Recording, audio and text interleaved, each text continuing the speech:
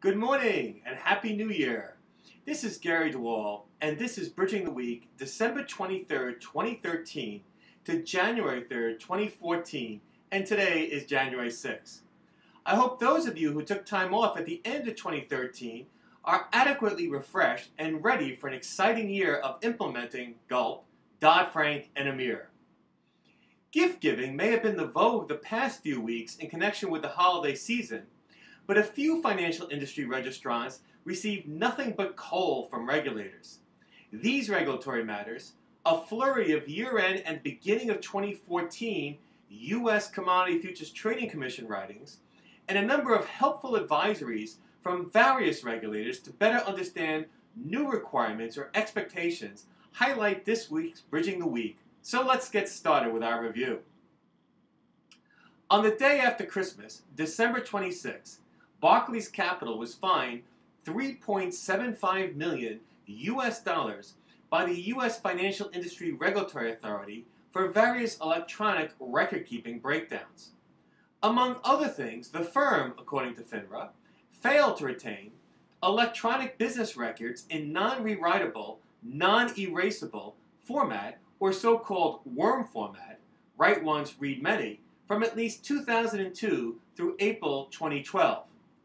Attachments to Bloomberg system generated emails that were duplicates of attachments previously included in another prior Bloomberg system generated email from May 7, 2007 through May 19, 2010, and instant messages generated through the Bloomberg system from October 28, 2008 through May 19, 2010. Although FINRA acknowledged that Barclays conducted conformance and validation testing since 2004 to help ensure its compliance with applicable record retention rules, the testing was aimed at ensuring that the firm retained records for and was able to retrieve such records within required time periods, as opposed to whether they were stored in the required worm format. FINRA said that Barclays' failures regarding email attachments and instant messages arose because of inadequacies related to the setup of firm's method to capture Bloomberg system provided data into its own electronic communications storage vault. FINRA alleged that because the firm's capture system, quote, was functioning according to its default settings, albeit improperly configured settings, no alerts were generated, indicating that the program had malfunctioned, end of quote. Frankly, complying with regulator record retention requirements is quite difficult because of the sheer bulk of both physical and electronic documents generated by even a small registrant, and the technological difficulty of capturing electronic communications from many sources into one location. I give some helpful hints on how to stay on top of these requirements and hopefully stay out of trouble on the article version of Bridging the Week on my website. Check it out. The U.S. Securities and Exchange Commission sanctioned Instinet more than $800,000 for approving soft dollar payments to an investment advisory firm where there allegedly were numerous quote-unquote red flags that such payments were for expenses never properly disclosed by the advisory firm to its clients. The investment advisory firm was San Diego-based J.S. Oliver Capital Management, LP. According to the SEC, Instinet remitted $430,000 in client commission credits to J.S. Oliver from January 2009 through July 2010 for expenses that never were properly disclosed by J.S. Oliver to its clients. These expenses included $330,000 to the ex-wife of J.S. Oliver's president, Ian O. Mausner, related to their divorce, $65,000 for 13 months of rental payments for offices of J.S. Oliver at Mr. Mausner's personal residence, and $40,000 for upkeep on Mr. Mausner's New York City timeshare. The SEC claimed that Instinet made these payments despite being aware of various red flags. These included, among other things, that in connection with the payments to Mr. Mausner's ex-wife, for example, the fact that the recipient was the ex-wife, Mr. Mausner gave inconsistent justification for the purpose of the payment, and despite Instinet's request, J.S. Oliver never provided Instinet with an employment agreement for the ex-wife or a legal opinion justifying the payments. Seriously, again and again, staff must be reminded that if something seems odd or extraordinary, raise it internally with management. If it's supposed to be a mouse, but waddles, sounds, and smells like a duck, it's likely to be a duck. Sorry. And briefly, the United States Commodity Futures Trading Commission and the U.S. Federal Energy Regulatory Commission entered into a Memorandum of Understanding on January 2nd, 2014, that's this year, to help resolve jurisdictional overlaps between the two agencies, as well as to avoid duplicative regulation.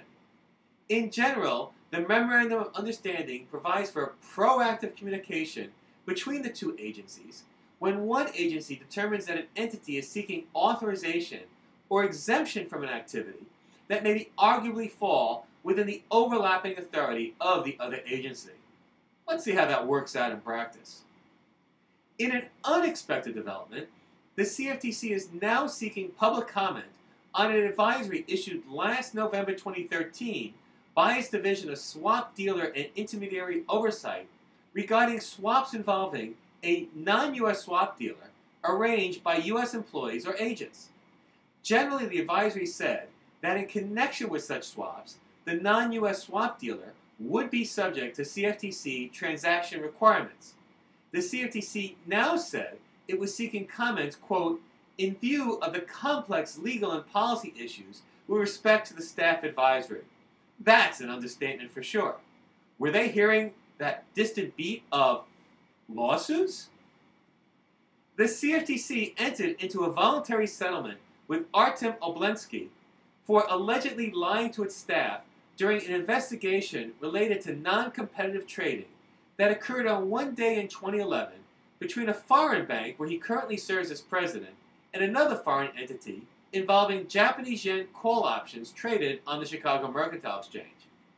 The CFTC claims that during an interview with his staff, Mr. Obolensky said that it was simply, quote-unquote, pure coincidence that the two entities traded each other. Quote-unquote, there was no bad intent.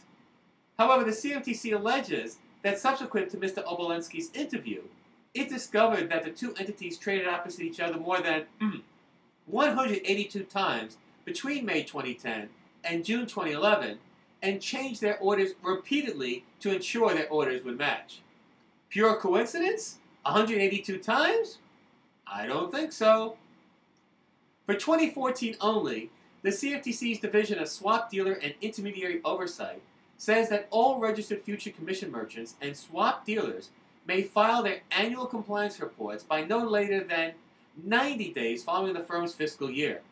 The Futures Industry Association had requested this relief on behalf of CFTC registrants that also were registered with the U.S. Securities and Exchange Commission as broker-dealers and may have had a 60-day obligation. Because of Dodd-Frank and related new rules imposed by the CFTC, the agency's Division of Swap Dealer and Intermediary Oversight also issued an advisory summarizing new obligations applicable to commodity trading advisors generally, as well as which type of advisors, previously exempt, are now required to register formally as CTAs. Similarly, in time for New Year's Eve on December 31st, the U.S. National Futures Association, in a very concise and helpful publication, summarized new notification and report filing requirements that become effective this year, some as early as January 13, as a result of the enhanced customer protection rules enacted by the CFTC last year. FINRA also announced its regulatory inspection hot-button items during its 2014 member inspection. All these summaries are described in greater detail in the article version of Bridging the Week on my website. Again, check it out. The Singapore Exchange Derivatives Clearing Limited was approved as a designated clearing organization by the CFTC on December 27th. Earlier, the CFTC's Division of Clearing and Risk had indicated it would take no action through March 31st, 2014, regarding members of SGX-DC who maintained OTC commodity contracts traded for U.S. persons without being registered with the CFTC as future commission merchants. Such non-FCM members could also accept liquidating contracts through such date. And finally, Eurex announced it would acquire a 5% interest in the TAIFEX, the Taiwan-based futures exchange, subject to approval by the Taiwanese regulatory authorities. Previously, both Eurex and TAIFEX had announced plans to list on Eurex beginning May 15, 2014, daily expiring futures based on TAIEX's index futures and options. Well, that's it for this week's Bridging the Week. Lots of stuff for the new year.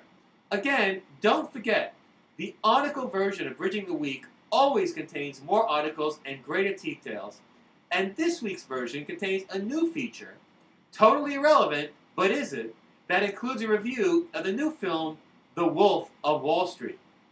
Check it out on my website. Well, that's it. Until next week, this is Gary DeWall. Have a great week.